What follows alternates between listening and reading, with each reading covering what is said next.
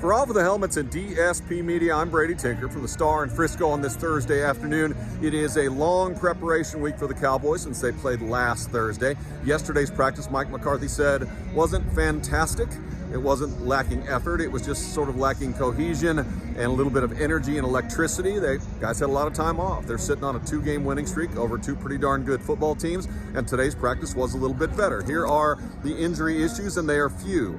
Gallup and Diggs are struggling from an illness. How many players did we have with that last week? 8, I think, and they were not 2 of them, so now they're struggling. Tank, Curse, and Barr all were limited in their participation in Wednesday and on Thursday. The good news is Anthony Barr, who hasn't played in, I believe, 3 weeks, is trending towards playing this week. It'll be nice to have him back on the field.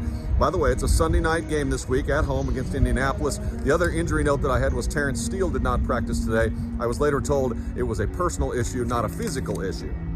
As far as the Cowboys go, one of the things they're working on, and we all know it because it was bad early in the season, it got better for a while, and it's bad again, are penalties. 13 penalties on Thanksgiving Day against the New York Giants, 7 of them on the offensive side of the ball. And here's the part that you know isn't right. 4 false starts, okay? That has nothing to do with these overly aggressive crews that are throwing too many penalties, that the league is out of hand with its damn penalties. All those things are true. 4 false starts on offense is concentration and flatly ridiculous. Those are things this team is working on because great teams, especially as they approach the playoffs, don't have 10 penalties. They just flatly don't. Parsons, his sacks come in bunches, you know. Going to be Defensive Player of the Year, you know. He has 12 sacks. Did you know they came in 6 games? 2, all the way to 12. Umpteen pressures and quarterback hits. This guy is a burgeoning superstar. Most likely will win Defensive Player of the Year. And by the way, has not shown up on any injury report when you and I both know the knee, the groin, and the hip all hurt. He's 23, and he don't give a damn. Mike McCarthy let us know that he loved the way James Washington looked yesterday on Wednesday with the wide receiver group.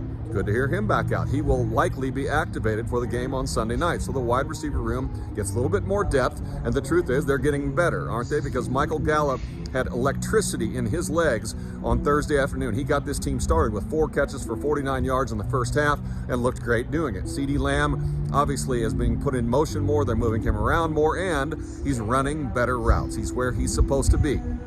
These are all adjustments that I wouldn't have thought had to be made at this time in his career, but whatever happens, happens, and he and Dak seem to be on the same page, and that's the thing with this team, okay?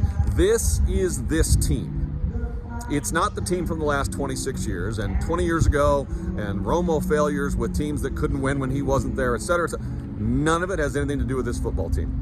I am not a shill for this organization nor cheerleader for this team. I'm from Kansas City, but I am watching and I am listening. And this team is together in the locker room, together as units. When they need to make adjustments as far as players go or as far as coaches go, in-game, pre-game, or between games, they are getting them done. There are plenty of leaders here, and everyone is on the same page, and everyone's here still feels slightly underappreciated. The Dallas Cowboys are a good football team. I'll be back with you before Sunday evening's game against the Colts. But for now, from the Star in Frisco, I'm Brady Tinker, with things looking pretty good, courtesy of DSP Media.